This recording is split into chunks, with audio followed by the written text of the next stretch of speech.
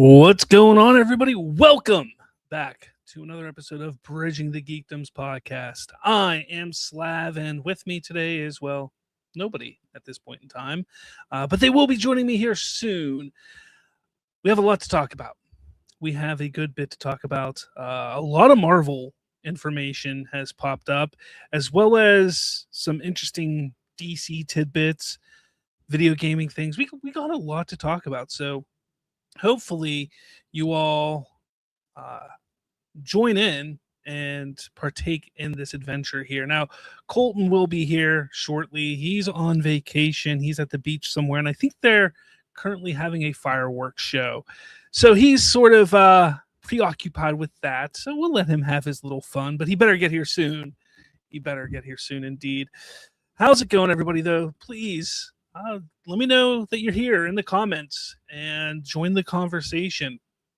I am going to start the show off on my own, and as soon as Colton joins, we will get in there. Now, little housekeeping I want to bring up first. Number one, you can find Bridging the Geekdoms on Twitter or X at BridgeGeekdoms. You can find me, Slav, at Slav's Free Talk. That's a couple things you can do. You can also look forward to a big change coming with me and my channel, Slav's Free Talk. I am looking at doing more live shows throughout the week, so be on the lookout for that. It's going to be in the evenings, probably around this time, maybe a little earlier, like 9:30, something like that, Eastern time. So make sure you're subscribed to Slav's Free Talk for that, where we talk all things DC.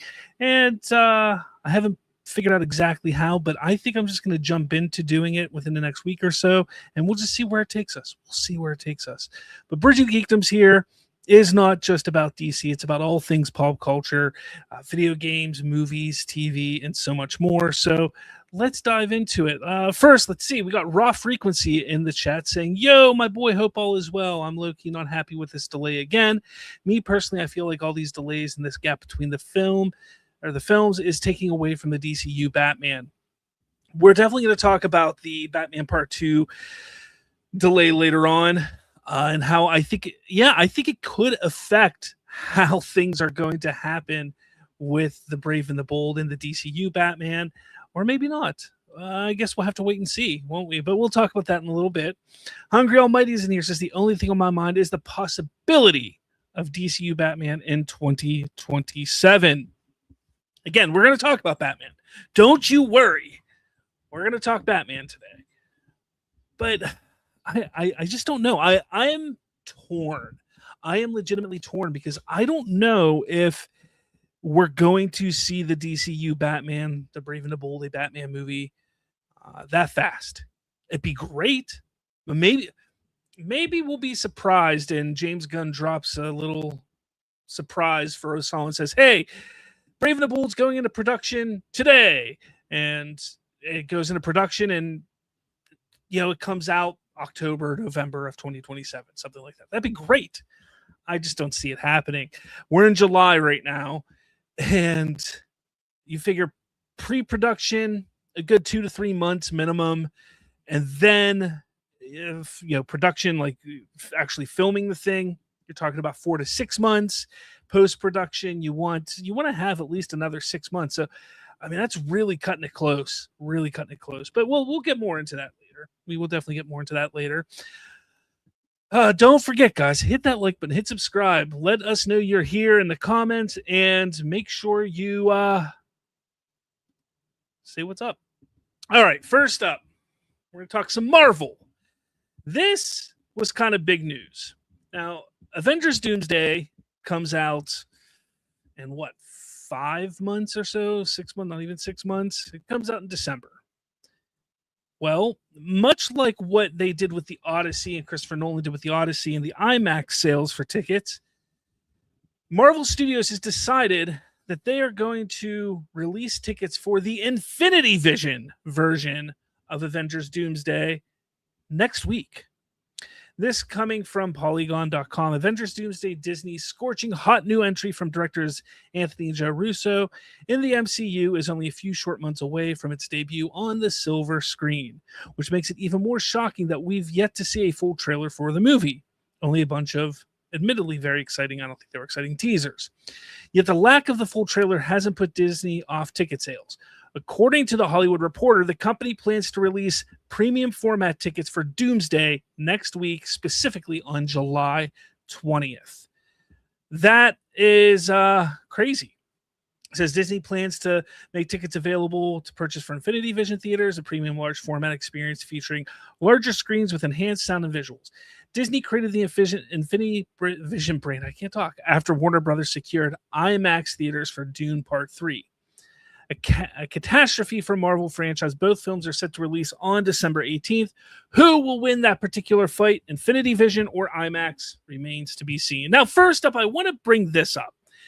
This Infinity Vision thing, at first I thought was cool. I thought this was a good idea. I thought, hey, this is smart for Disney. Get ahead of it. They're not going to be able to have IMAX, so let's do something different. The problem is Infinity Vision means absolutely nothing. It means nothing. They sit there and say, oh, premium vision. Look, the closest theater to me that has like premium type of theaters is about an hour, 25 minutes, hour, 30 minutes away from me. I actually saw Supergirl in that theater, saw it in IMAX. Fantastic experience, by the way. But they also have Dolby Digital. They have another premium format. They have 3 formats there: IMAX, Dolby Digital, and another one. I can't think what the other one is right now. They have 3 premium formats there, 2 of which are technically IMAX. So they have 1 Dolby Digital theater. So in that whole theater of like 27 actually auditoriums in there, only 1 of them is Dolby Digital. So trying to get tickets, that's going to be stupid. And that's all they're going to do. They're going to look at things like Dolby Digital and Screen X and things like that are more premium type of level screens and say, hey, this fits our Infinity Vision brand. I just think that's kind of stupid. But now that we're past that little aspect of it, the fun, the cool, the awesome is tickets go on sale for these premium formats starting next week. And that's exciting. I know a lot of people are excited about that. A lot of people cannot wait to see Doomsday. And I mean, I get it. Now, I still am a little bit skeptical on this film. I don't think it's going to live up to what a lot of people think it's going to be. But yeah, I think it's kind of cool that they're pushing the tickets on sale 6 months ahead of time. But that's not the one I wanted. This is the one I wanted. But because of that, it appears that next week we will be getting the first trailer for Avengers Doomsday. Like the first real trailer. Whether it's a teaser or a trailer, it's to be seen right now. But we're getting our first actual trailer for Doomsday next week. Now, San Diego Comic-Con's going on. The question is, are we going to get the trailer on the 20th when the tickets go on sale? That seems the most likely. I think that's the most likely scenario. Everybody thought it was going to happen later in the week for Comic-Con when they had their Hall H panel.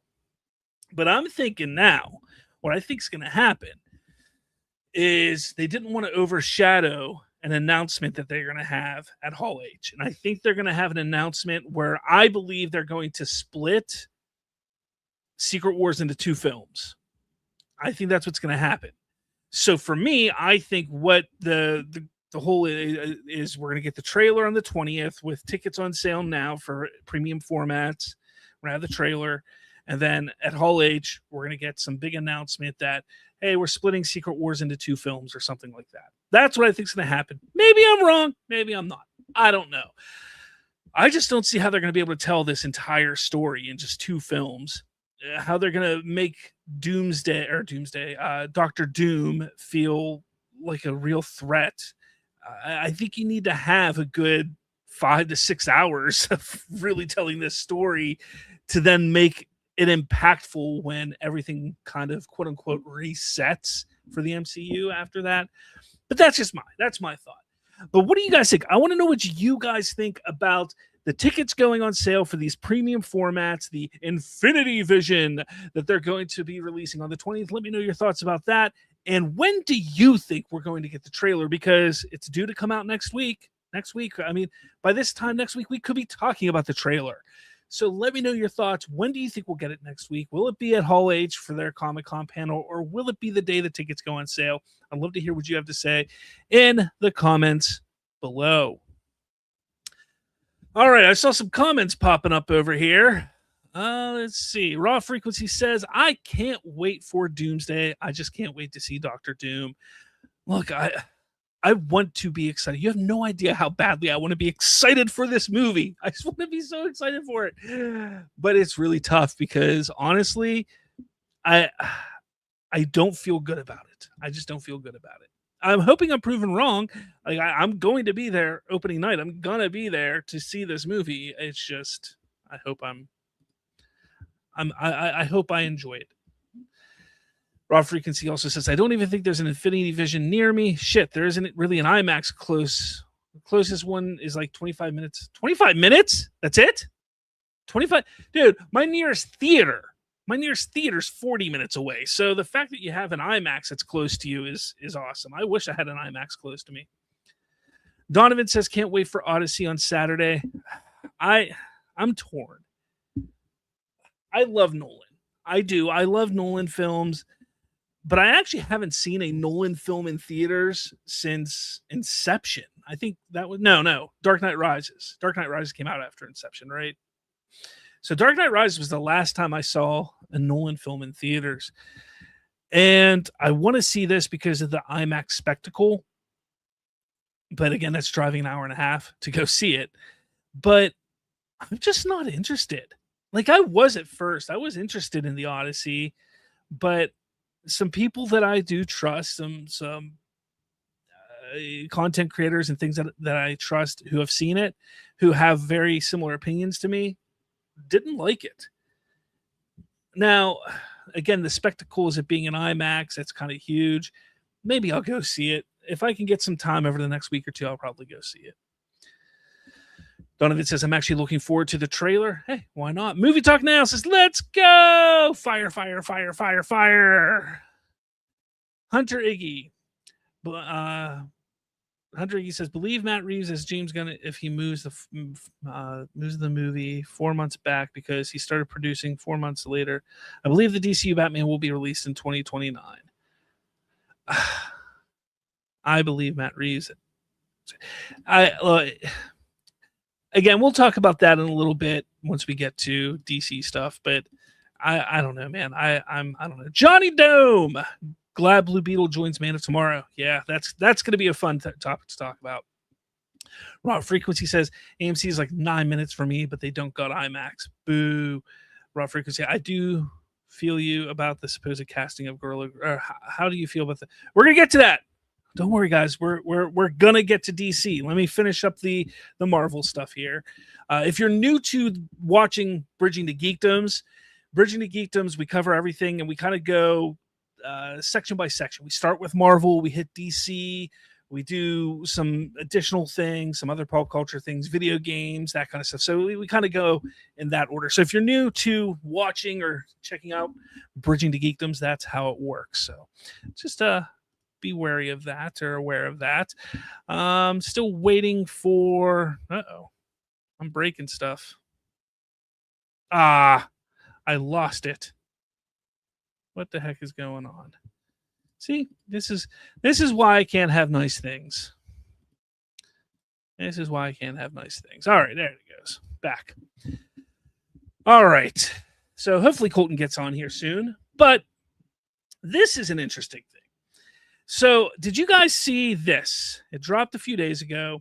This was a poster that kind of highlights all the different members of Avengers Doomsday that's coming out, the Justice League, the Avengers, the Fantastic Four, and the X-Men. Why did I say Justice League? So this board panda kind of states exactly what I said about this when I first saw this poster, this photo. When this popped up on my X timeline, I looked at it and said, "Oh, okay." I mean, it is what it is. Like, I feel nothing for it. I mean, Doctor Doom, okay, cool. Like, I want to see Doom. That's cool. Fantastic Four characters, I don't really care. The X-Men, you get the little nostalgia berries in your belly, but that's about it. Because honestly, like, think about it. Magneto and Professor Xavier, we've seen them probably the most out of all of them. Beast, played by Kelsey Grammer, we've seen what, twice? Then we have Rebecca Romaine back as Mystique. I can't remember his name as Nightcrawler. Channing Tatum as Gambit, which we've seen one time before as in a supporting role, and James Marsden as Cyclops. Okay, that's cool, but most of these characters we haven't seen in 20 years or more at this point, right? Like, it's hard for me to get excited. Like, I know the nostalgia berries and stuff like that is all great and fun, but that's not hyping me up at all. Like, yeah, I want to see the X-Men again, but okay. The Avengers stuff, the buildup has been so non-existent for this movie. Seeing Thor and Chris Hemsworth or Chris Evans, cool. We see Captain America, Steve Rogers, and we see Thor, and then Ant-Man, and then we see the new Avengers down there, which is great, but is it enough to get us excited? Like, that's the problem with this. I know it's concept art. But it still does not make you excited. Like, you see this, and something like this should get you excited. Like, you take a look at what we got on the build up to Infinity War and to Endgame, and that stuff was so exciting. That stuff, you would see those posters, be like, I can't freaking wait. Let's go. And this is my worry with Doomsday. This is why I'm worried about that movie, because I feel nothing for any of these characters for the most part. Sure, I liked Steve Rogers. He's great, but they brought him back already. Like, yeah, I know it's been 8 years since we've seen him on screen, but we never had a chance to actually miss him, if that makes any sense. Like, there's been no reason for us to miss him. Like, there's never been an Avengers movie where it's somebody's like, man, I wish Steve were here. Like, things like that would be cool to see. Sure, we had the Captain America with Anthony Mackie. We had his TV show where he constantly brought up the whole, I'm not Captain America, you're not Steve Rogers. Yeah, but that was all like, it didn't work. Like, it didn't make us as fans miss Steve Rogers. And that would help really with this movie. So when he comes back, you're like, yeah, let's go. Like, I don't know, man. I'm excited to see Shang-Chi in this. Like, yeah, give me some Shang-Chi. But the rest of it, like, I don't care. I don't really care. And that is the problem with this concept art and building up to Doomsday. The trailer next week may change that all. The trailer may blow me away and I might go, fuck yeah, let's go. But I don't know, guys. I don't know. I'd love to hear your thoughts, though, about this. What do you think about this concept poster thing? I know people make fun of Steve Rogers because he's in the black shirt and things like that. But let me know your thoughts. How do you feel about it? Do you think this is good enough to hype you up for Doomsday? Or is it as impactful as we had leading up to Infinity War and Endgame? Let me know your thoughts in the comments below. Let's see. Raw Frequency says, I just started X-Men 97. Man, I love it. I still have yet to watch that. I need to, but I haven't. Johnny Dome says, waiting for Sony resetting the Spider-Verse. I don't know if they're going to. I mean, I know, like, they're focusing heavily on into the whole Into the Spider-Verse stuff, and I wouldn't be surprised if they just continue in a direction like that. I just don't see them. I don't know. I just don't see them doing, or maybe they make a live action with Miles Morales. That's what I think they need to do. Like, I really believe Sony needs to either allow Marvel, and when I say allow, obviously there has to be a deal and money exchange and things like that because of the rights. But they should work with Marvel and say, look, you want Peter, then it's this much money, or you can introduce Miles Morales and it's this much money. and you can play with that character as much as you want in your universe. We're going to go over here and use the other one for us and build our own universe. I think that's what they need to do. That's just me, though. Donovan, I know it's a concept art, it's a poster concept art thing, but it's still the fact remains there's no hype there. There should be hype for this stuff, but there is none. Raw Frequency, to be honest, I really don't like that concept poster. It's kind of shitty. Doom's mask looks cool though.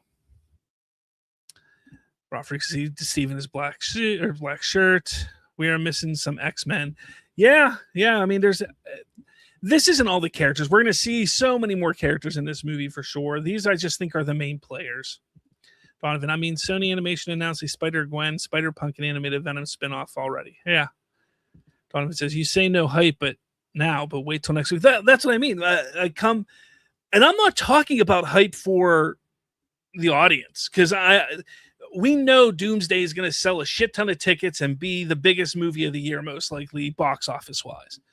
But I'm talking about for me, like if I want to get hyped up for it, I'm not, because there's been nothing, no build up, no nothing for me to get hyped for the movie.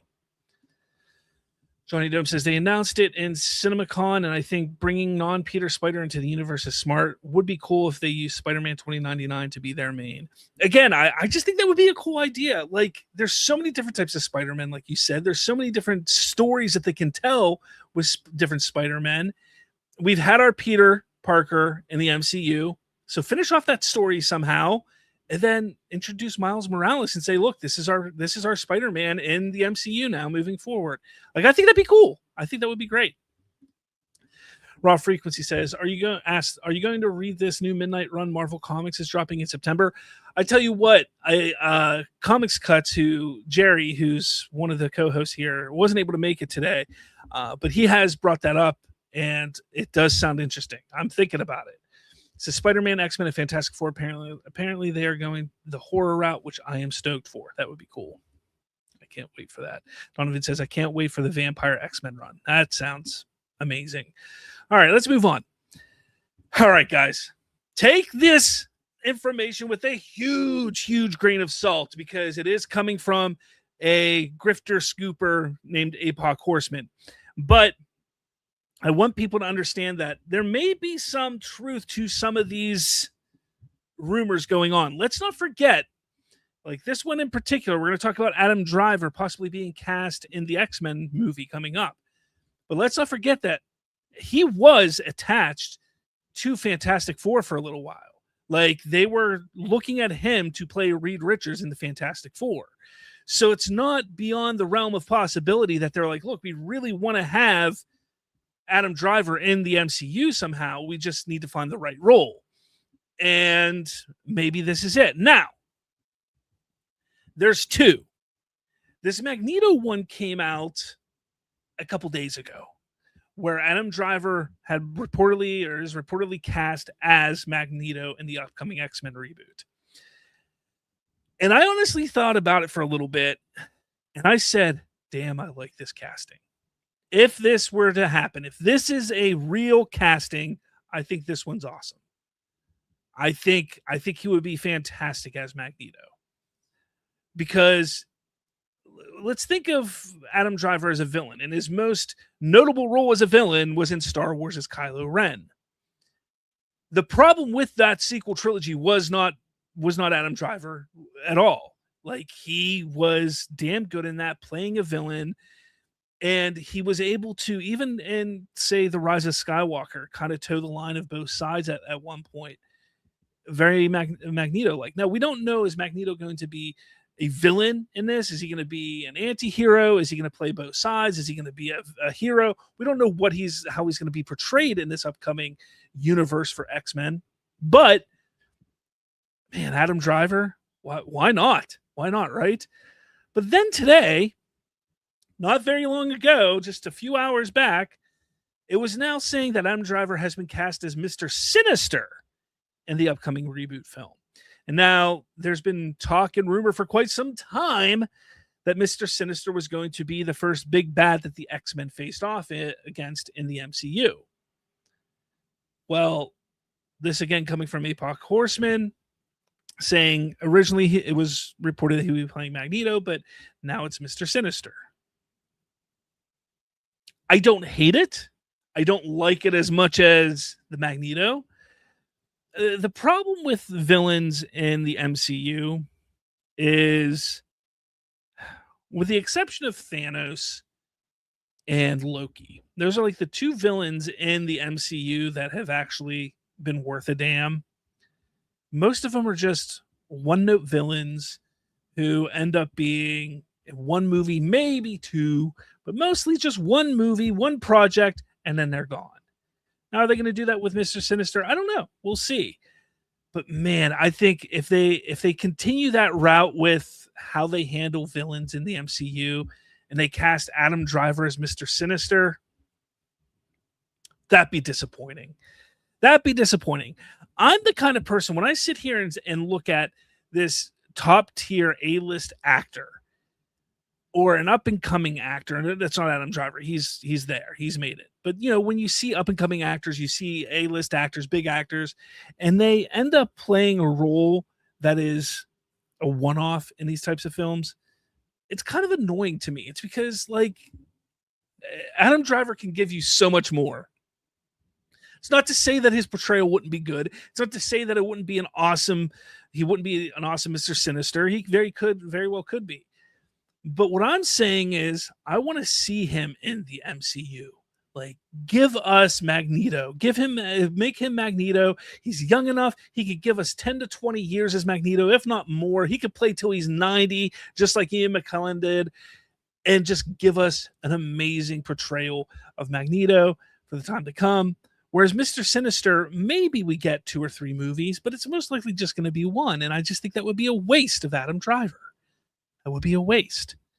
Now, again, I know this is all scooper grifter stuff. And like I say all the time, you take it with a grain of salt. You don't trust these scoopers. This is just fun stuff to sit down and talk about and discuss the what ifs and the possibilities. As long as you have that understanding, that's fine. Now, again, APOC Horseman continued and said that they believe that some of the cast in the upcoming X-Men reboot, is going to be Cooper Hoffman as Cyclops. I don't even know who Cooper Hoffman is. Do you guys know who Cooper Hoffman is? I don't know who he is. But we got, finally, Colton. Hey, what's up? What's going on? You're on your phone, aren't you? Yeah, I'm on my phone and my AirPods. Whoa. How's vacation, buddy? Well, I to combat the expensive prices of everything, I'm stealing salt, pepper, and napkin containers off of tables. Makes sense. I'm not even joking. I stole salt today. There's pepper chilling over there. Anyways, so I don't know who Cooper Hoffman is as Cyclops. Bill Skarsgård, Pennywise himself, is rumored to be Professor X. Sadie Sink, who will be in Spider-Man Brand New Day in just 2 weeks' time, is going to be Jean Grey, and Adam Driver now, as they are saying, is Mr. Sinister. Now, Colton, I don't know how much you've been paying attention or following any of this information. What do you think about these potential rumored, not officially, but rumored castings? What do you think? I don't hate them. It's not the return of all of the old people, so breathing fresh air into the X-Men isn't necessarily a bad thing after how awful some of those movies have been. Absolutely awful. Some of them were really bad. Yeah, the last 2 in particular for X-Men were just really, really bad. Maybe the last 3. But yeah, they were bad. No, look, I like Sadie Sink as Jean Grey, and we've all pretty much known that she's going to be Jean Grey. So, and we're going to see that in Spider-Man. Yeah. Bill Skarsgård is Professor X, though. That is interesting. That's interesting to me because I don't know if I see it. I don't know if I see him as a Professor X. Now, could that be because everything I've watched him in, he's been some kind of supernatural horror being, whether it's Pennywise or a vampire in Hemlock Grove or what else? He's always something crazy. So, yeah, I'd love to see the Beast as Professor X. That would be cool. the beast is And Samuel L. Jackson just comes out as Mr. Glass out of nowhere. When worlds collide, and there's that song from like the SmackDown versus Raw game. Power Man 5000, dude. Yeah, Yeah. there we go. I knew it was Power Man something. Rob Zombie's brother. Really? I didn't know that. Yeah, you never knew that? Huh. No, well, that's interesting, though. But I don't know who Cooper Hoffman is. Does anybody know who Cooper Hoffman? I don't know. Let me see if I can look him up real quick. Yeah, I have no idea who Cooper Hoffman even is. Cooper Hoffman is an American film actor. He is very young because he was born in 2003. Damn. So he's like 20. Oh, wait. He's Philip Seymour Hoffman's son. Okay. So, I mean, does he have the same acting chops of Philip Seymour Hoffman? I mean, R.I.P. But still, like, does he have his acting chops? Like, damn, that'd be cool. But yeah, I don't know if I see him as. I should probably pull this up so you can see it too, huh? No, I like secrets. Secrets work. Secrets are fun. Yeah, I don't know if I see him as Cyclops though. I mean, I never. Let me zoom in here because I'm on my phone. I don't see him as Cyclops. Nah. Let's see if doing it this way will work. No, that didn't do jack shit either. Okay. Hey, it looks better for us though. You should keep it that way. Yeah, I gotta try to keep how gross the hotel room is because we don't clean up after ourselves. But all right, so that's the X-Men stuff. Let us know your thoughts in the comments, what you think about it. What do you think about Adam Driver maybe playing Mr. Sinister, maybe playing Magneto? Let me know your thoughts on that. I'd love to hear what you have to say in the comments below. Oops. It's gonna be cool seeing Kylo Ren not with a lightsaber. Yeah. Let's see. Hungry Almighty says Marvel Sony will never stop Peter Parker for Miles Morales. Well, then give Miles Morales to the MCU. That's what I say. Yeah. Andre Terrell, most definitely be cool to see Miles Morales in the MCU. I agree. I love Miles Morales. I think it'd be cool to see him in the MCU. Hey, I said it, how many weeks ago? We need to see, like, Spider-Gwen, Miles Morales. We've seen Spider-Man. The horse has been ridden. Let's get some other characters in here. Yeah. Donovan says this one makes no sense because first it was Magneto, then it was Sinister, then it's Stryker now. I haven't heard Stryker. I didn't see that one. But I didn't even hear Mr. Sinister. Yeah, it's right here. See, Adam Driver has been cast as Mr. Sinister in X-Men. Previously reported he would play Magneto. Maybe he's playing both. Oh, that'd be dope. Johnny Dome says, sort of wish Universal did what Sony did with Spider-Man for Hulk. Hulk has plenty of characters to do his own franchise. The problem is no Hulk movie has ever done well. The Eric Bana one in like 2003. Wow, it's one of my guilty pleasure comic book movies of the past. It's not a good movie, and people didn't latch onto it. Then you had the Incredible Hulk with Edward Norton, and that didn't do very well. So I think they should have explored doing one more when they got what's his face as Hulk, as Banner, Mark Ruffalo. Yeah. I think they should have explored maybe doing one more film to see how it would work once he was established in the Avengers and the MCU. Mm. But I just don't think people care enough for the Hulk. I just don't. I mean, you can even make the argument Thor Ragnarok was a kind of pseudo Hulk movie, and it still was the worst of the trilogy. Yeah. Let's see. Raw Frequency. I think the guy that plays Terry Silver in the Karate Kid franchise would make a killer Magneto. Yeah, he probably would. Yeah, he was. Why can't I think of his name? Here, I'll look him up real quick. He was Thomas Ian Griffith. Yeah. Oh, man, I miss Cobra Kai. That was such a great show. That was not a great show, but it was a fun show.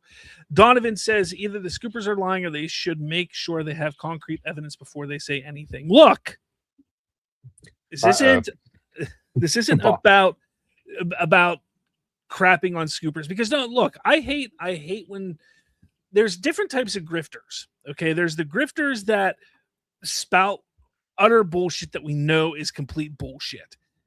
And then you have the scoopers, the grifters that are like this, like APOC Horseman, that maybe they did hear this, but this isn't hurting anything. This isn't riling anybody up. This is just fun conversation. Like, there's a difference between Syllab Dole saying the Snyderverse is coming back, or Cosmic Book News saying the Snyderverse is coming back, when we know it's not, but they're doing it just to rile up the Snyderverse fans, and then they get all pissed off when it doesn't happen, as opposed to something like this where, hey, these are some casting rumors. Take it with a grain of salt. Let's just think about it. Let's have a conversation. Like, there's a difference there. So for me, this kind of stuff is fun. Like, let's talk about this. Let's bullshit about it. Maybe Adam Driver isn't cast at all. But again, like I said earlier, there could be easily some truth in this, because he was in line. He was almost Mr. Fantastic in Fantastic Four. So yeah, it makes sense. Andre says, bring on the MCU X-Men movies. but do them not shittily, not like shit. Yeah. Andre says Adam Driver would be a good choice for Mr. Sinister. Again, I'm sure he would be great in the role. I just don't want him to be shortchanged and only have the terrible Marvel villain curse where he's just underutilized and he's one movie and he's one note. Like, I just don't want to see that. No, I agree with that. Marvel has a huge problem with their villains. Yeah, they've had two really good villains throughout this entire run. That's Loki and Thanos. That's it. You're missing Ultron, man. You're missing Ultron. Oh, yeah. Well, he could be good because they're bringing Ultron back finally. But true. Again, Donovan says, I think for the Mutant Saga, they will do the villains better, hopefully. Also, Andre, I know this is kind of a tech thing. Can you hear me fine? I'm attached to the Wi-Fi, but I get good service here. Yeah, I hear you. Okay, cool. I meant to ask that earlier, but Andre says the MCU better do justice with the X-Men movies. Fox didn't do justice with certain X-Men characters like Storm. Hell, they didn't even do good with Cyclops. Like, they always focused on the wrong ones. Like, they focused nonstop on Wolverine. Don't get me wrong, I like Wolverine. I liked Hugh Jackman's interpretation, but that was like all they wanted to focus on. Then they focused on Xavier and Magneto and Mystique. And it was like, there are so many other X-Men, so many other mutants that could be fun to focus on, but they never. And Jean Grey. I forgot about Jean Grey. They focused on Jean Grey as well. Oh, what do you mean? Fox had that fantastic New Mutants movie. Oh, yeah. Raw Frequency, Nicholas Hoult as Professor X. He was already Beast. You can't. Yeah. And he's Lex Luthor now. Let him be Lex Luthor. Hunter Iggy. Don't forget that Andy Muschietti want Bill Skarsgård as the Joker if the script for the Batman Brave and the Bold movie is good. Maybe. I don't see. Nah. Andre says, I want Patrick Wilson as Professor X. Donovan's flipping out because he says he doesn't believe Sadie Sink is Jean Grey. He says there's no evidence to support that. Yeah, it's just in the script her name's Gray Jeans, so we just think she's a pair of gray jeans. So Hungry Almighty, hot take, but I'm not a fan of the X-Men being this young unless Wolverine will also be a young actor. A hot take coming right here. I don't think Wolverine should even be in the X-Men movies for 3 or 4 movies. Like, he's technically not even a founding member. Like, he came in later. Like, do that. Like, let's establish all these other X-Men, these other mutants that are cool, and then recast and bring in a Wolverine down the line. Like, you don't need a Wolverine right away. You just don't, because then they're just going to get sucked back into focusing on Wolverine too much again. Yeah. No, I agree. Wolverine's that's a horse that's been beaten to death. Oh, they brought him back and then made every fan casting in Deadpool and Wolverine. So, yeah. I mean, Hungry says, I'm not saying Miles won't be in the MCU, but if you think they're going to stop Peter Parker completely in the MCU in favor for Miles, and that's the delusional thinking. The thing is, Marvel Studios doesn't really have a choice, though. Yeah. Because Sony owns the film rights to Spider-Man. So Sony can just say, hey, Marvel, you're out of luck. We're not making any more deals with you. And they don't get Peter Parker the rest of the time in the MCU if Sony says no. So now that also goes for Miles Morales. Sony owns Miles Morales for live action or for films to begin with. So that's why I think Marvel Studios should go up to Sony and say, hey, let's make a deal.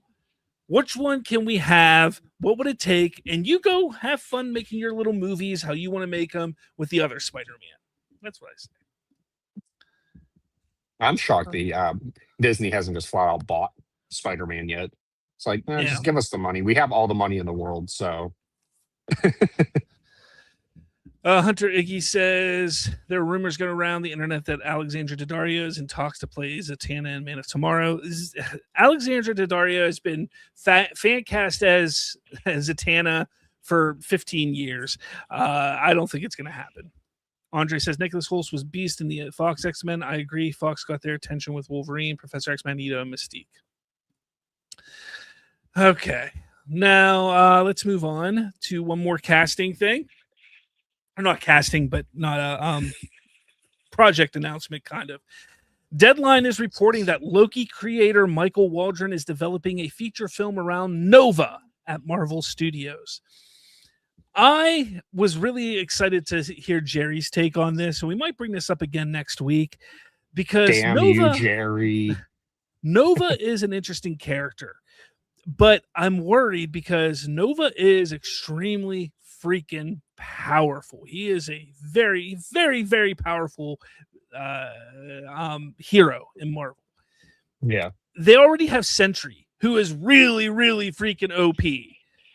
They have Thor, who's OP. Do we really need a third really, really OP character?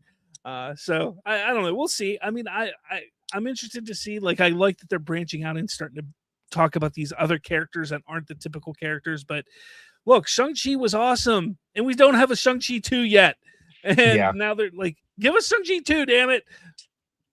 I completely agree. Shang-Chi was awesome. And it's a shame that we really didn't get anything until Doomsday. That's the real travesty. Donovan says Nova is unknown with the general audience. There's a difference, though. Okay, because I know you're trying to compare this to Supergirl, and there's a difference. While Marvel Studios hasn't had a lot of success recently, it's still a legitimate brand. It's still a brand that people see that banner, Marvel Studios, and say, hey, I'm going to watch that. You know, as long as it looks good, as long as it sounds good, they'll watch it. Supergirl is coming out from, DC was just in such a bad shape prior to Superman. And it's still in bad shape. It's not back yet. It's still in bad shape. Then you have all those terrible takes that Supergirl was going to be woke, which it wasn't at all. But you add all that together, and it's just not good. Whereas Nova, yeah, you're right. Nova is an unknown to the general audiences. So was Shang-Chi. And Shang-Chi was badass. So, and Marvel can afford, that's another thing. Marvel can afford to make a movie for $150 million and then only make $300 to $500 million off of it. They can afford that as long as the movie's badass and a lot of fun and they can have a new character, they're okay. Because they know they're going to make all their money back with an Avengers film. So, like, you have to look at it in that way. Like, yeah, there's not a lot of people who know who Nova is, but that doesn't matter. People will eventually just say, hey, let's check this out. Hey, this is damn good. Oh, that's, general audience, like, yeah, they knew of Iron Man, but nobody cared about Iron Man. And look what happened. Yeah. I mean, it's just, you got to look at it that way. And I know it's not 2008 anymore. I get that. And I know that the genre is not on life support anymore, but it's not doing very well. But hey, you got to take chances. As a studio, sometimes you take chances, and this could be one to take a chance with. Amen to that, brother. All right. Moving on to DC, guys. We're moving on to DC's talk. So Lanterns is going to be pretty awesome, it sounds like. Variety posted on X, don't let the superhero genre fool you. Lanterns has as much gravitas as HBO's top dramas. In fact, it's charting a more mature path for the DC universe after the spunky adventures in Superman and Supergirl. Writer Tom King has the comic book credentials to infuse lanterns with plenty of references for fans, but he also brings a wealth of spycraft and detective knowledge from an unlikely place. He worked as a CIA counterterrorism officer from just after 9/11 to 2009. We're not going to get into all that stuff because that's boring. Not really. It's actually interesting. But what's exciting to me is that we're getting confirmation that this show is going to be more mature than Superman and Supergirl. That's not to say that Superman and Supergirl weren't good movies or good projects or fun or lighthearted. Yeah, like they were made the way they were made for a reason. Let's not forget that. This is made this way for a reason as well.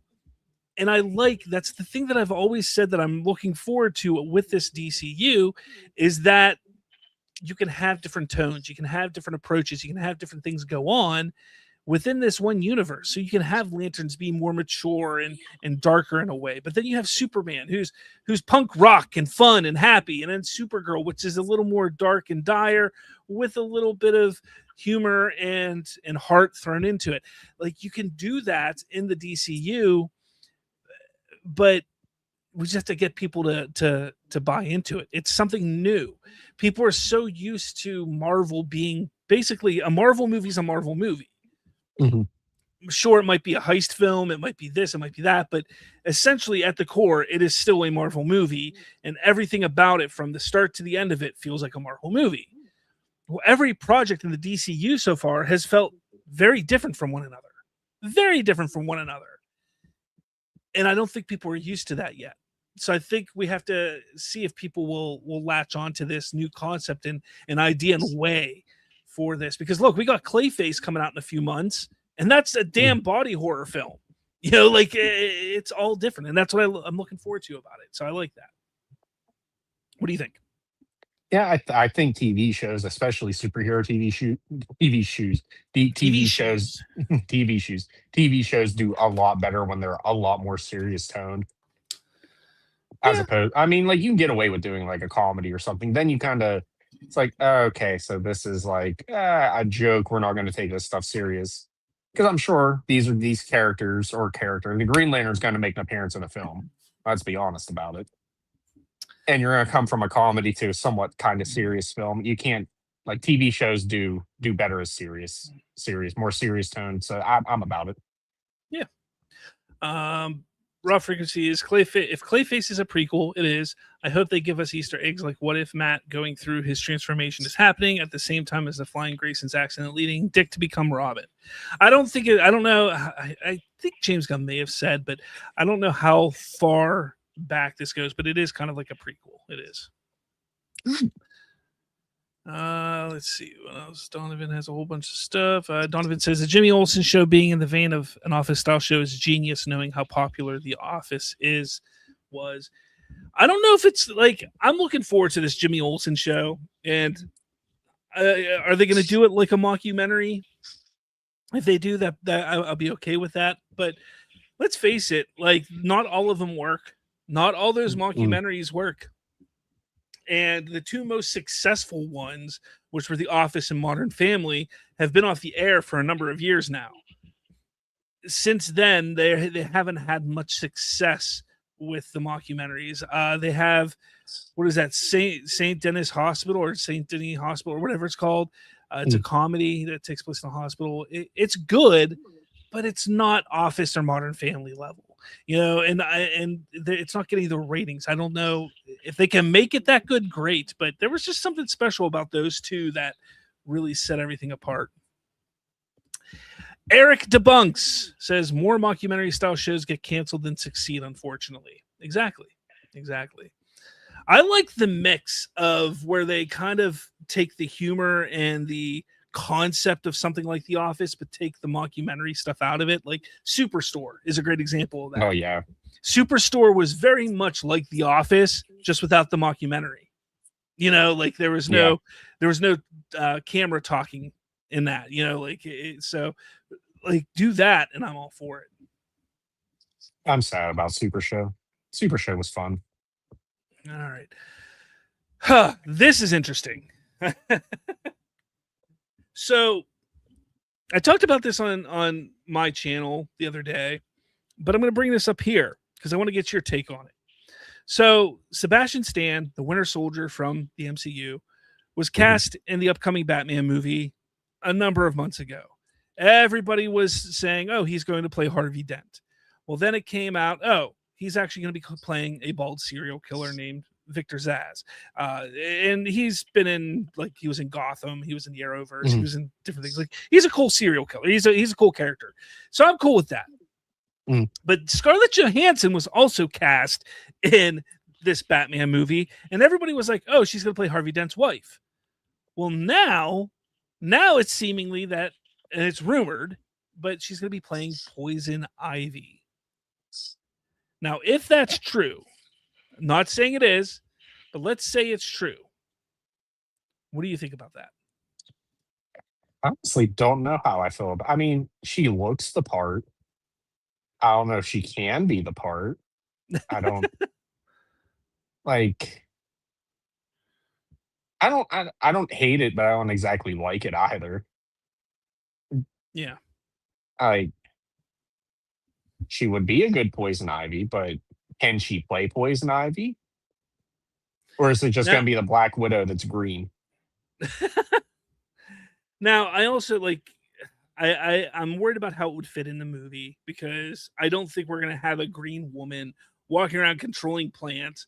I just think she's going to be like a botanist or something that just uses like random flowers to do her bidding or something. Not like do her bidding, but like get poison from him or something. I don't know. I just don't. That's just Matt Reeves' universe doesn't seem ripe for that. But also Charles Dance, who was cast in the movie, who was thought to play Harvey Dent's dad, is going to be leading a secret organization made up of the city's most powerful figures, according to this rumor. Now, for anybody who knows anybody or knows anything when it comes to Batman lore, that means the Court of Owls. It's essentially the Court of Owls. So we got that going. But yeah, again, I don't know, man. I feel. Why does it feel like it's going to be the Sinister Six with Batman? Like, I mean, it does though. Yeah, it could be. Again, will she be shortchanged in this? I don't know. What do we got over here? We got Raw Frequency saying, I don't understand all the hate towards Jimmy Olsen show. I mean, I get it. It is random, but that's opening doors to seeing cameos of other villains like Mugshot or Dr. Phosphorus or something. I mean, people want to hate to hate.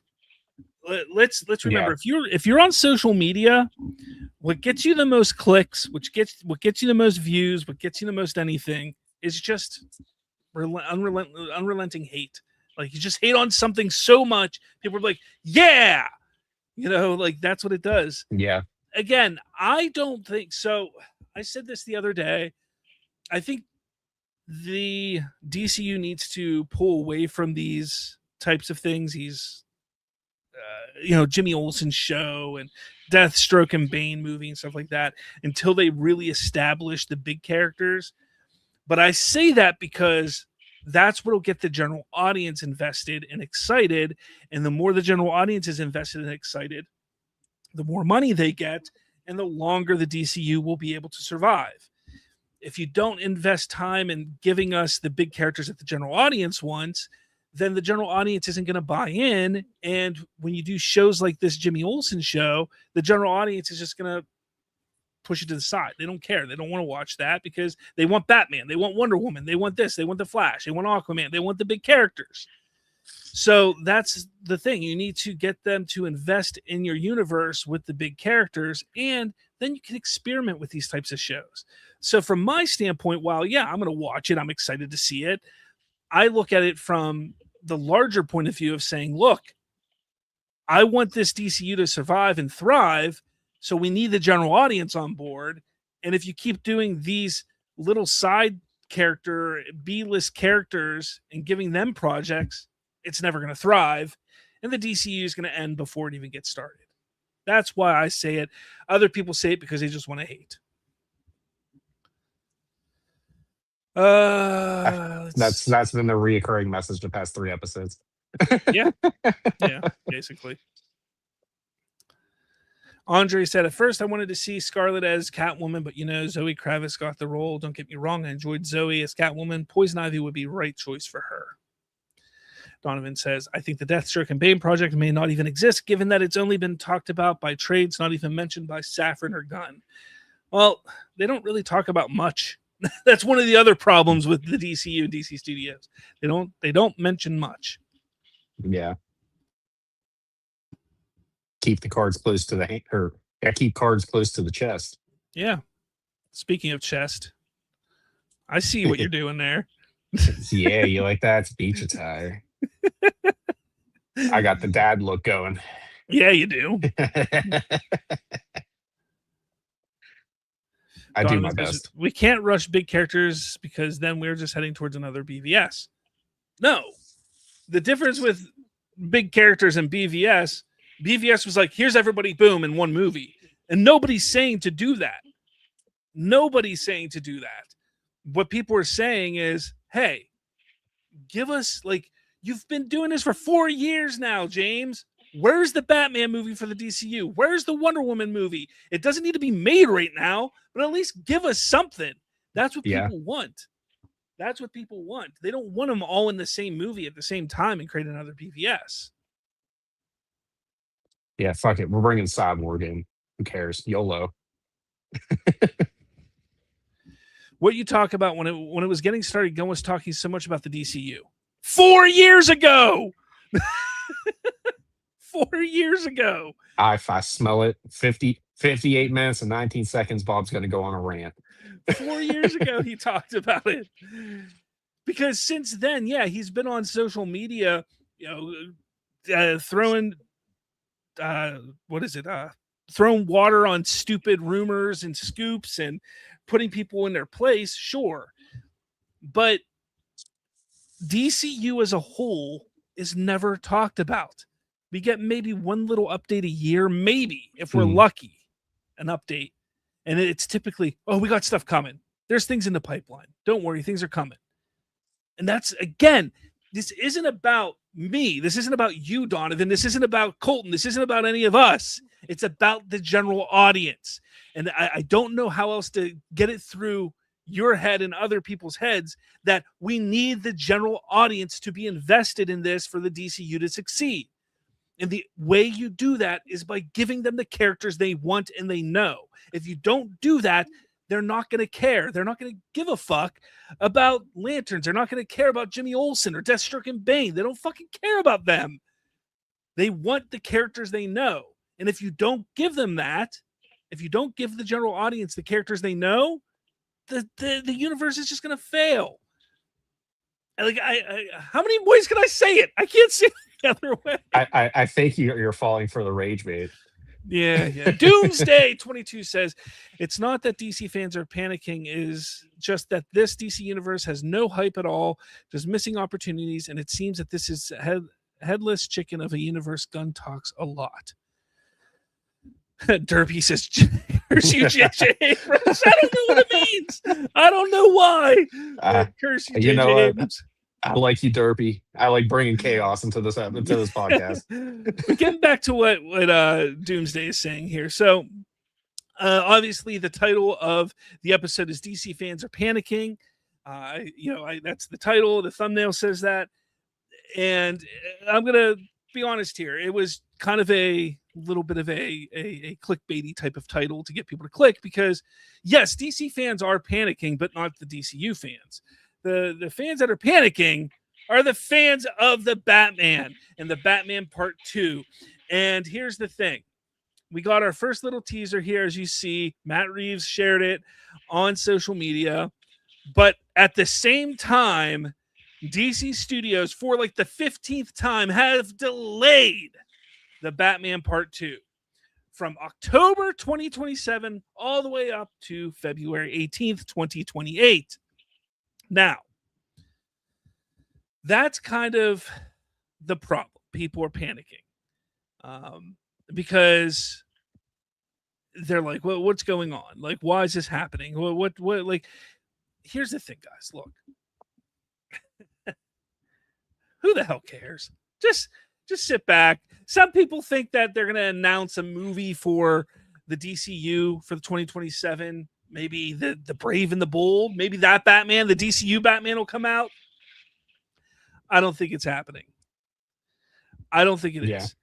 I think the DCU Batman movie at this point, 2029 is the earliest we're going to see it. Maybe 2030, and that is a damn shame. Damn shame. No reason for that. So that for me, people. That's why people are panicking. The Batman Part 2 being delayed to February, and then where is the DCU Batman going to come out? Because at this point, like, Yeah. dude, like, what we're talking 6 years from the time you took over, and you're only going to get to a Batman then. Now, is it possible? Could they film a Batman movie between now and next fall and get it put out next fall for the DCU?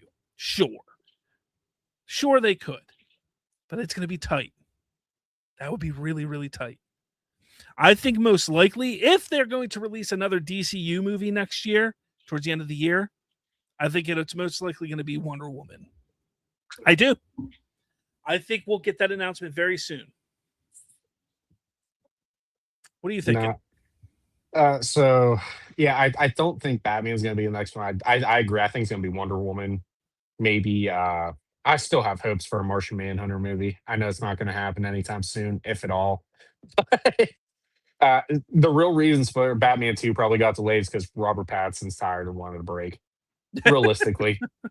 I mean, he just did the Odyssey. I'm sure he's probably like, yeah, I need like a year off. We're gonna have No, to. I mean they're filming right now, so he's He's like, but look, I need a break, man. I can't be this dark and gloomy all the time. We really have no idea why they're delaying this movie.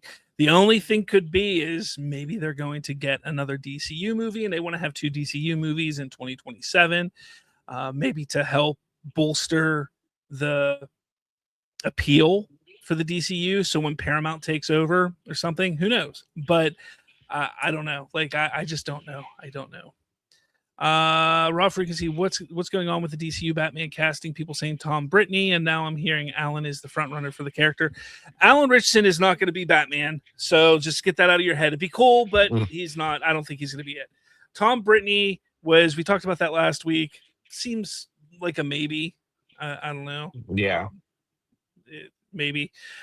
Again, there's no Batman movie in the coming. So unless we get him in Man of Tomorrow, then what's the point? Like I don't know. I just don't get it. Derpy says, but I'm very disappointed. I think I froze.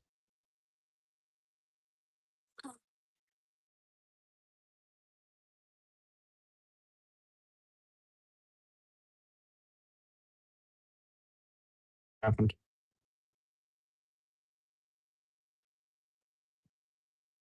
Uh-oh.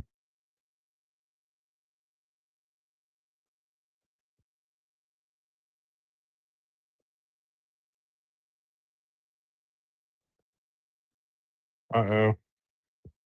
Am I the only one in here?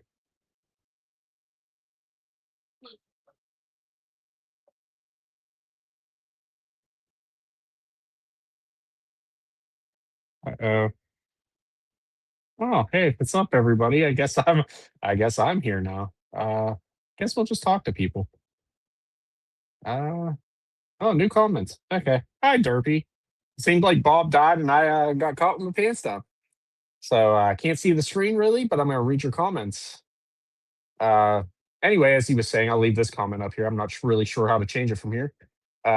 You're disappointed that if the DC fails, the DC fans, possibly Marvel fans, don't deserve DC Universe ever again. I agree with that. I feel like they're gonna just be like, we tried this twice, and we have no idea what we're really gonna do after this. But not seems like the DC Universe isn't going to be able to stand on its own, and we really need to do something else about that. Maybe we just stick with Batman movies, Superman movies, maybe sprinkle in like one-off Wonder Womans or something. I wouldn't be surprised by that. Okay, so we're gonna. Uh-oh, what am I doing? We're really seeing how good I'm not at this. Uh-oh, is Bob back? Hi, Bob. Welcome back. Hi. I was talking Thanks. about Derpy. You're talking about Derpy? Yeah, I Yeah. was just talking about his comment. Uh-oh. Welcome back. My internet decided to just crap the bed. But Oh, nice. Yeah, I was like, what? uh-oh, Are you, uh-oh. you Everybody still watched me there? Yeah, panic you for, good? Okay. yeah. Yeah, everybody watched me panic. I was like, And I'm sure I'm probably getting laughed at. This producing stuff's hard on Yeah, a phone. probably. Let's see. Is that on there? It is. Huh? Hey, welcome. Bob is on his phone. We are also experiencing extreme technical difficulties. I don't know. Maybe it's because I'm not the host. I don't know. That's what it is. My internet's really funky. All right, so let's see. Let's get rid of this. Let's just look at the comments here. My Oh headphones man, don't want to work either. I love when we have technical problems. Let's see. Andre says, "Oh, come on! What are you doing? Show on stage. What the heck? Why won't it show on stage?" There we go. The Batman 2 got today. I'll be patient when 2028 gets here. Smooth. Offering a damn shame. Slav, let him crack a good story. It takes time. Everyone's just so greedy. Let's see, I'm trying Bob, to you find are a all glitchy. good one.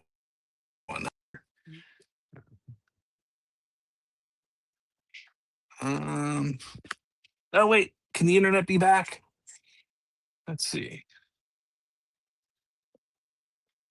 Maybe. I don't Angie, know. to answer that, I mean, I'm kind of excited for the new Spider-Man movie.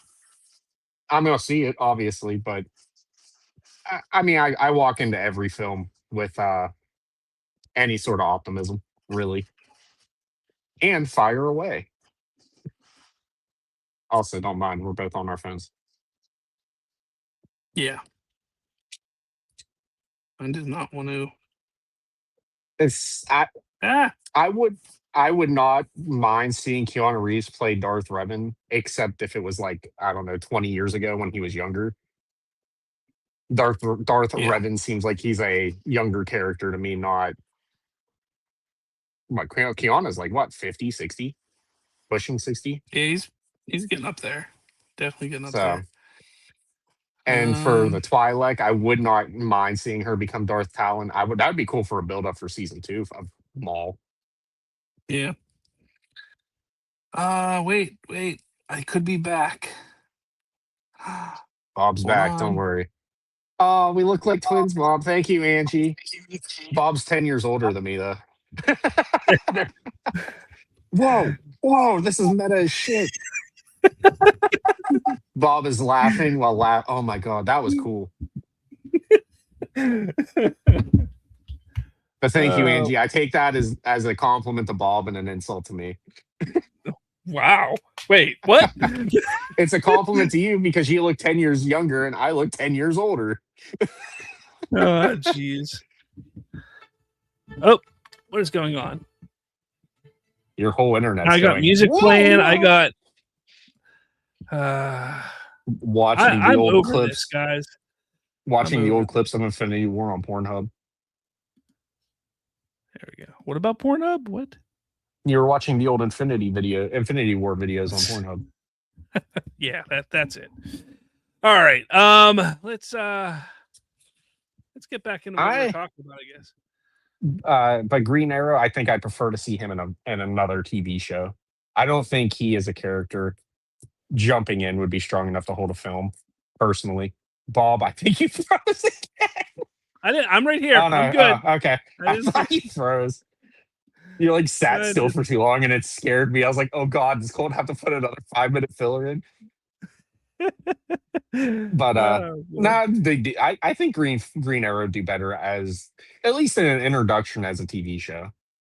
Personally, Um, we already had an Arrow TV show, so they'd have to really, really change their approach to make it fun for a TV show or work for a TV show. But I also don't think he's big enough for a movie right now. yeah. Um, I think it would fall kind of like Supergirl did. But anyways, to answer your question about Spider-Man Brand New Day movie, yeah, I'm excited about it. I mean, I'm as excited as I've ever been for a Spider-Man movie. So take that as you will. Jimmy Tatro will officially star as Gorilla Grodd in the Jimmy Olsen series. This coming from Deadline. So yeah, I mean that's official. I think I talked about this on social media the other day that it was rumored. So it looks like it's going to happen. That's cool and all. Also, Jolo Meriduene. I can never say his name right, but that guy who played Blue Beetle in the Blue Beetle movie is set to play Blue Beetle in the upcoming film Man of Tomorrow. So, look, we knew that Blue Beetle was part of the DCU. We knew that. We've known that for a while. We know that the Blue Beetle movie wasn't the first movie in the DCU, but he was the first character in the DCU. So James Gunn said. Is this a good idea? I see Donovan says John Campea thinks this is a bad idea. What do you think? Because that Blue Beetle movie that came out 4 years ago was part of the DCEU. It was him who played Blue Beetle, but now they're bringing specifically him back to the DCU. What do you think? I don't hate it. I like Blue Beetle as a character. But I mean, I don't know. Think recasting, maybe just seeing a familiar face. You're just kind of teasing on the Edgar Snyder and Associate fans, and I don't. I mean, you know the fallout what that's going to be. I mean, yeah, but I don't hate it. I'm kind of interested to see what they're going to do with the character. Yeah, I mean, I'm a fan of Jaime Reyes, that character. I know some people like Ted Kord better. I think Jerry actually prefers Ted Kord Blue Beetle over Jaime, but I'm looking forward to it. I think it'll be cool. I don't think it's a bad idea. I think he did well as a character. I don't think there's going to be any kind of stench from the failure that was the Blue Beetle movie, because the Blue Beetle movie did fail financially. I thought it was a damn good time. I really enjoyed that movie. It was one of my favorite DCEU films. But yeah, I know it didn't do well, but I don't think that's going to hurt Man of Tomorrow. Him being in Man of Tomorrow, I don't think is going to hurt it at all. Let's not forget that James Gunn is establishing this DC universe to be full and filled to the brim with metahumans and superheroes and supervillains. So whenever you have a threat like Brainiac, a massive threat, yeah, all these kind of different characters should be showing up in some way. And if they're in the DCU, then they should show up in some way. So I'm all for it. I think it's good. Yeah, unlike Thanos comes to New York City and the Defenders are nowhere to be found. Yeah, exactly. So yeah, I think this is it's an absolute win. I think it's an absolute win. All right. This is interesting. Because we're on YouTube, I felt this was important to talk about. Okay. Now, my show on slavsfreetalk.com, does have ads. I'm monetized. That means ads will pop up in my videos whenever I make a video. I put in ads, all that kind of stuff. That helps me get money. Now, if you sign up for YouTube Premium, you get no ads. You pay, what is it, $15-20 a month? I can't even remember how much it is. Yeah, I have no clue. And you get no ads. However, there's a class action lawsuit that's being filed against YouTube over its quote-unquote ad-free subscription claims. Plaintiffs argue YouTube Premium still shows ads because creators include sponsorship segments in their videos. So here's the thing. Like, you guys may know, sometimes I'll throw in a little segment where, I have those lightsabers that they were like, hey, here's some lightsabers, talk about them, promote them, and then do a little ad for us. I did that. I've done HelloFresh in the past. I've done Coops for Switch accessories. I've done a whole bunch of different things in the past because I want to make some money off of YouTube, and that's kind of a thing. And if they feel, hey, this channel is good enough to, hey, let this guy talk about our stuff, then let's go for it. So I'm all for that. The thing is, when people sign up for YouTube Premium, that's so YouTube does not show ads. YouTube does not show ads. However, when it comes to someone like me, a creator, I am not, like I like that YouTube Premium. Like, I'm not beholden to that. I'll do ad reads. I'll put things in my show if I'm being paid to do so. Why the hell not? So I think this is going to get thrown out. I don't think this is going to go anywhere. But what do you think? Yeah, you got beef with Donovan in the comments for starters. I see it. But I think if anything, if it doesn't get thrown out, it's going to attack a gray area in the fine print somewhere. So it's either, well, you're just not going to make revenue off of this, or hey, we don't cover if it's or creator sponsored, or whatever. Yeah. But me personally, I agree with you. It'll probably get thrown out. I don't see how because it's not YouTube doing the ad. Like you said, it's the creator and themselves doing the ad. So yeah, exactly.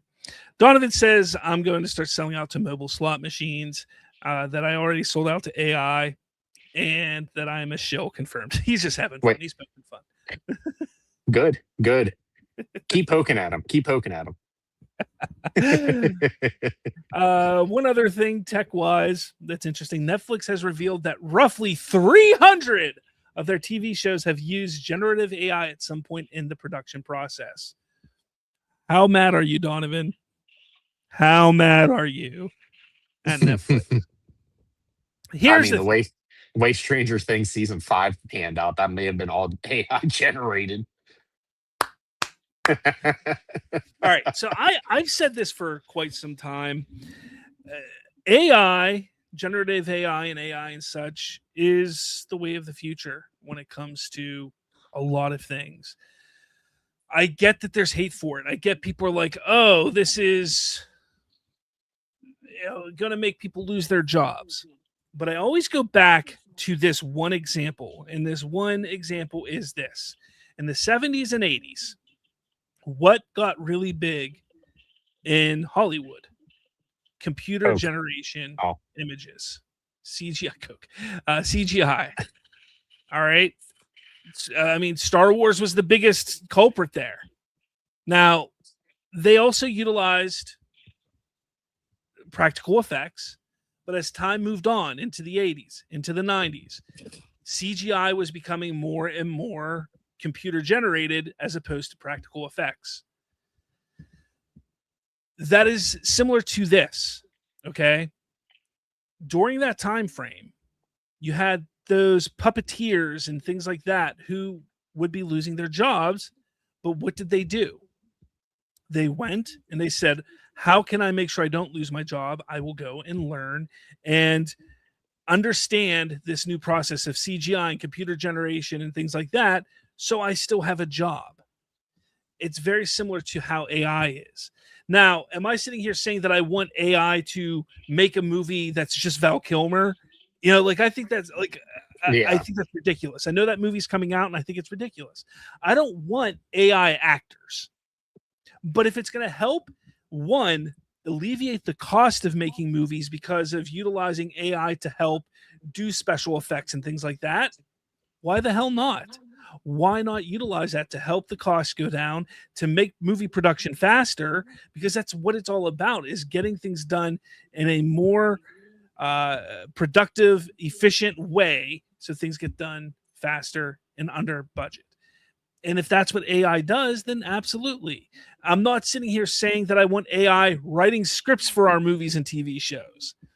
But again, if it helps on the back end of the production, why not? because it would not make people lose jobs, because you still need people to control the AI to do these things. Like, you need to tell the AI what to do, but you need to do it in a certain way. Like, you can't just say, "Hey AI, I want an explosion over there." Like, that's not how it works. Like, you need to have the right prompts, you need to have the right tools and things like that still to get AI to work. So there's still a learning curve. There's still jobs that need to be there.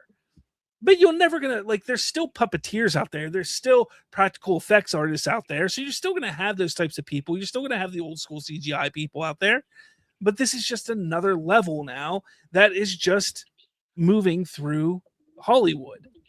Again, I think there needs to be some regulations on certain things, but on something like this, which is most likely what is going to be used, like, even George Lucas recently said that, hey, it's the future. It helps Hollywood. I think James Cameron, I think all these big directors understand, like, this is the future. What do you think, though? Yeah, I mean, they don't explicitly say, like, hey, we used it to do this and this and this. It could have very well been just like, hey, check all this to like make sure the flow of the film sounds right, or, you know, hey, I got writer's block. Let's play around with this idea to flesh it out a little bit. People like, and I will specifically call out Donovan for this, instantly jump to the fact that AI is just going to start making movies. Everybody's losing their job. You just, as movie producer, types in a prompt, and boom, there's a 3 hour movie or 2 hour movie. That's not going to happen. Like, just realistically, it can't happen. At least not anytime in the near future or even distant future. I mean, yeah, it sucks. Everybody's panicking. Everybody panics over everything, but like that, I don't see the big deal of it right now. Yeah, I mean, you're not wrong. I mean, there isn't anything to I don't think there's anything to worry about in that regard. As long as they regulate properly. Like, I don't want the actors, I don't want the movies and TV shows written by AI. Yeah. But if you're utilizing the systems to help create the production side of things, why not? Like, I just don't see why not. Let's not forget that AI has been utilized for a number of years in a certain way. Like, early things of AI is like, timers for lights to click on and off. Like, that's a form of AI, just early. So, like, I'm going to put on a timer for this light to turn on at this time and for this to flash at this time, and that, like, that's an early version of AI, and it's just continued to build, just like everything. Technology Mm. just builds. Donovan, I will They know. specifically not admit you're right just out of spite. Just saying. I will never. He says, also, I saw this morning of construction of data centers pushing people out of their homes. Again, that's something else, though. That's another conversation that should not be happening. Like, over where I live, there used to be this big power plant. They tore it down a couple years ago. Like, that is a perfect area because it's an old power plant. Go put some data centers there. It's right next to a big body of water. You can utilize all you need right there. It's a great place to put it. They should not be going into places to push people out of their homes. But this also is very similar to how people don't want wind turbines, and they don't want this and they don't want that. Like, there's always going to be an issue with something. There's always an issue with something. Like, you can never make anybody happy with anything, no matter what you do.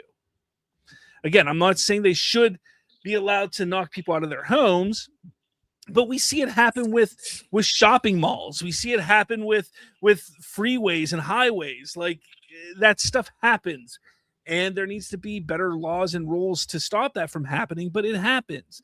There's nothing, like, you can't worry. If you worry about every little thing like that in life, you're going to be miserable your whole life. It's just like, look at liberals in this world. They're miserable because they worry about everything. So, Well, Bob, we are also on the internet. oh yeah, that's right. All right. Let's see. What do we got here? This. They're starting to leak gameplay of it, and for everybody that knows, this is what Starfighter, whatever, uh, racing game, pod racing game. I can't remember the name of the game, but the gameplay footage makes me almost like this game. Not It gonna looks lie. really clean. It does look really clean and really Yeah. good. There's other gameplay. Like I don't know if I put it in here. I don't think it's the right one, but like you can crash, make other people crash. You can like you'll get little, and they're not even in English, like little pop ups on the screen of the other racers, and they'll be speaking whatever language they speak Hmm. in there when you pass them and overtake them and stuff. It looks, the gameplay's kind of winning me over. I was not excited. I'm half mast right now for it. Yeah, I mean, it's one I'll definitely play. I think it'll be Yeah, fun. like 100% will play the demo if it gets a demo. Yeah. Man, you remember years ago when like Electronic Gaming Monthly and Xbox Magazine and Nintendo Power and things like that, like those magazines back in the day, a lot of them would have like demo discs with them. Oh yeah, I miss it. I remember very vividly for the PS2 playing Lego Star Wars 1 demo, where it was just your Qui-Gon and Obi-Wan on the CIS CIS ship. I can't remember where I got it, but I remember playing. I got a demo disc and it had a demo for Siphon Filter in it. Dude, I Mm, played that demo over and over and over again. yeah, Like I loved that demo. That game was like, oh man, I couldn't wait. But yeah, I used to like, man, I wish we had stuff like that today. Man, I just yeah. Damn AI.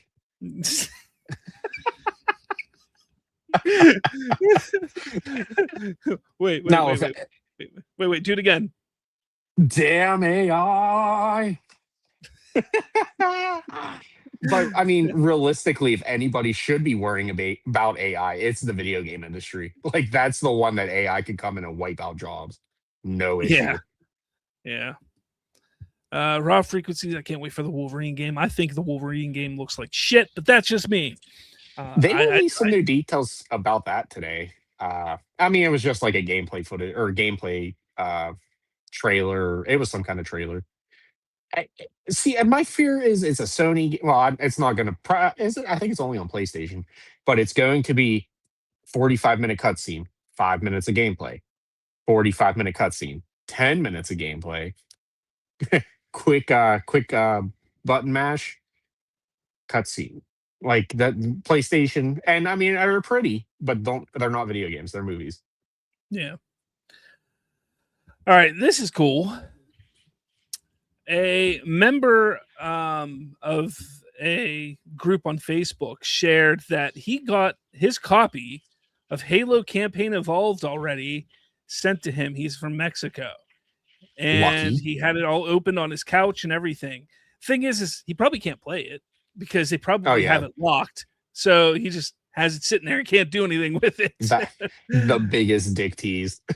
Like, Yeah, big time. and good on him for being one of the people that still pre-ordered deluxe editions. I mean, if I didn't have 432 kids, I probably would have pre-ordered that too. Of course, it's sold out like that. Yeah, but pre-order like deluxe editions, it's like you get cool stuff, or it's like Dead Rising 4, I think, where you just got a little snow globe and that was it. It's like I still, it was like literally that big. I still remember Halo 3. The pre-order was that helmet for Master Chief that kind of sat on like a little thing to hold your discs. But I was the first person in line at my GameStop. I waited more than 12 hours. I think it was like 15 or 16 hours sitting outside at the doorway for that game. And what's going on here? What happened? I don't know. Why I is got it? good. Now there's two of you. Me. I don't know. Now I got there like are my two of screen. them. We crawled up the ventilation shaft. I don't know. My screen like went gray and I just came out, came back in. Oh no, I disappeared. There's only one of me. Oh God, there's two of me again. Oh no, there's one. Oh wait, what's happening? Anyway, so yeah, I Bob, remember. you're muted. What?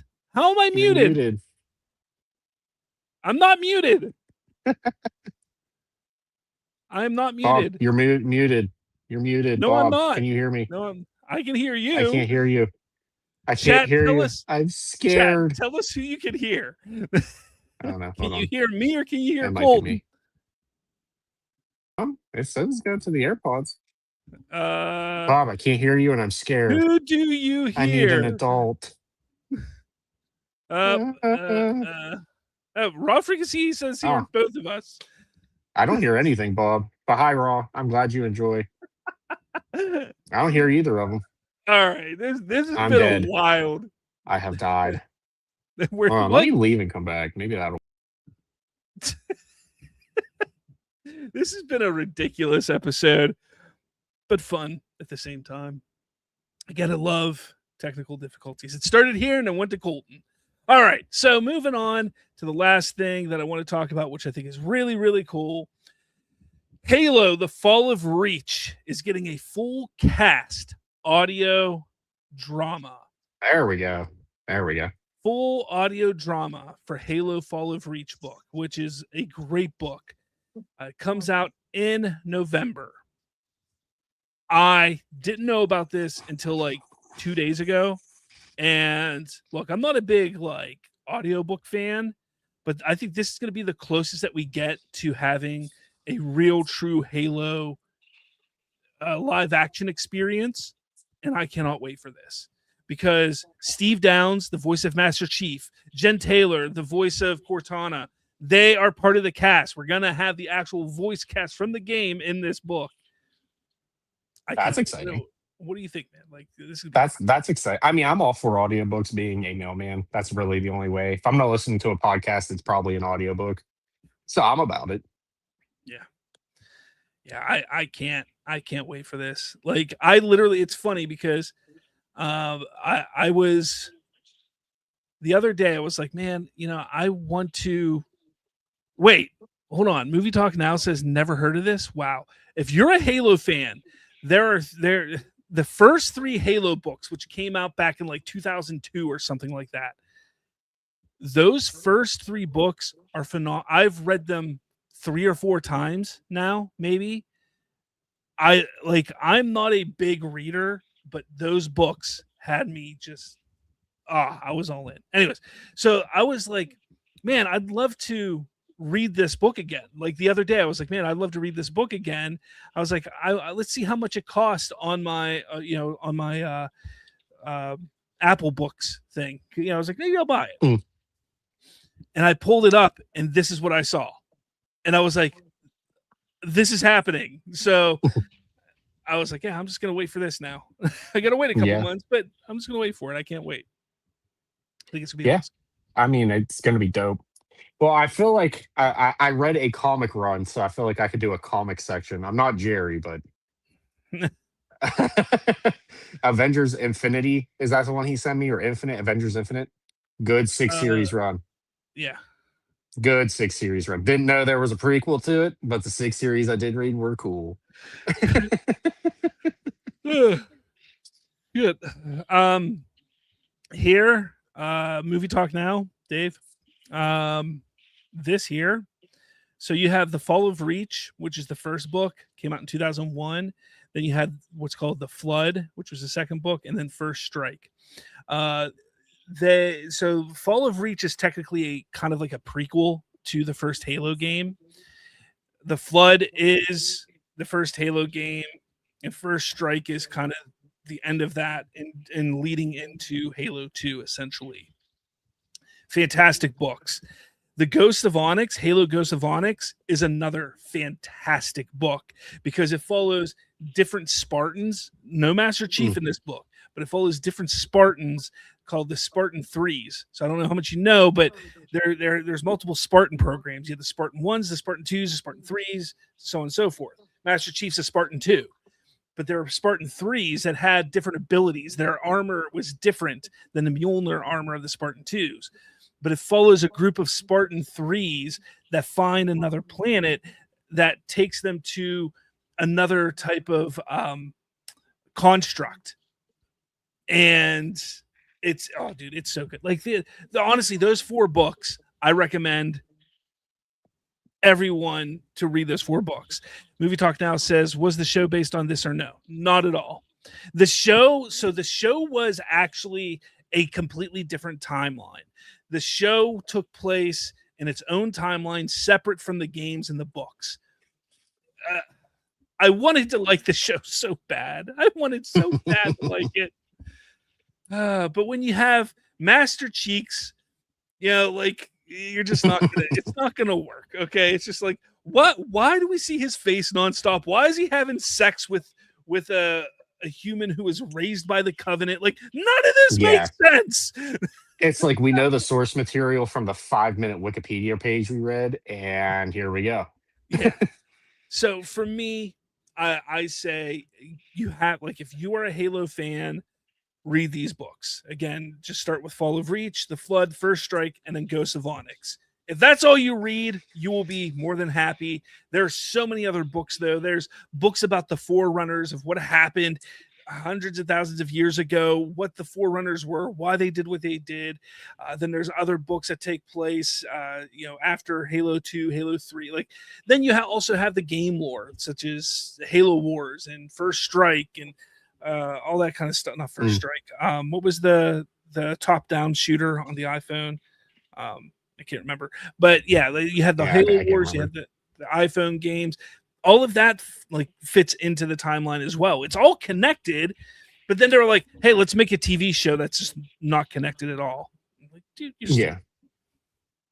Those books also remind me of a time where people actually gave a shit about the game series and wanted to flesh out the lore. Now it's like you'll get 15 different sequels, and then you'll get a prequel, and then you'll get like 1.5, yeah. and then this was back in the day when it was like Halo 1 just dropped, and you need to know absolutely everything about Halo. I had that little thing there. I probably still do. Like if I went through my boxes from when I've moved like 10 times, bet you I'll find it. But yeah, here's all the novels. So you have the original series, which are these first 4, which are fantastic. Then you have Grey Team series, Cool Pro. I read Cool Protocol. It was all right. It wasn't great. Then here's the Forerunner saga, right there. I never read any of these. The Kilo 5 trilogy. I never read any of those. Actually, that's all I've read. I haven't read any of these other ones. So yeah. So like, there's a lot. Like there's a lot. There is a comic book as well. Oh no, I read Contact Harvest also. I actually own that one. I did read that. But yeah, I mean, there's a lot. So I recommend it. I recommend at least those first 4, like hands down, fantastic novels. Definitely. As it says, details Spartan 2 program, the Covenant attack on Reach, and how the Pillar of Autumn escaped. Then the Flood is the novelization of Combat Evolved. This then fills in the gap between Combat Evolved and Halo 2, and then this follows Spartan 3s on Onyx in the 3-sided battle for the planets in 2552. So, yeah. Excellent. Okay, enough about Halo. Yeah. It's you got anything else? Anything? Not really. No, this was fun considering I was late, and then we had a bunch of tech problems. That was fun. Yeah. Loser. Yeah. Damn me being on the beach. Well, hopefully you enjoy the rest of your vacation. So have fun. Yeah, we'll be back Saturday. Don't let any sharks bite you or anything like that. We saw dolphins. That was cool. You saw dolphins? Yeah. But it's not football season. Technically, it'd be Ravens out here. Technically. Or no, what are they? The Commanders. They're not the football team, and they're not the Redskins anymore. Oh, yeah. Washington. Dumb. All right. Well, guys, make sure you follow us, Bridging the Geekdoms, at BridgeGeekdoms on all the socials. You can find me, Slav, at Slav's Free Talk on the socials. Colton, where can they find you? White Ruby 53, pretty much everywhere. Ooh, that's hot. So, yeah, find us, do the thing. thing. Don't forget Jerry at Comic Cuts. Don't forget Jerry. Yeah, Jerry, Comic Cuts. Yeah, he'll be back next week. He decided to leave us high and dry today. Damn you, Jerry. Damn you, AI. But yeah, Jerry decided to do better with himself and get a new house or power apartment or whatever. I don't know. He's moving on up, moving on up. Peace out, Raw Frequency. Deuces. But, deuces. But all right, guys, we'll catch you next week. Same time, same channel, same something. Same human stream.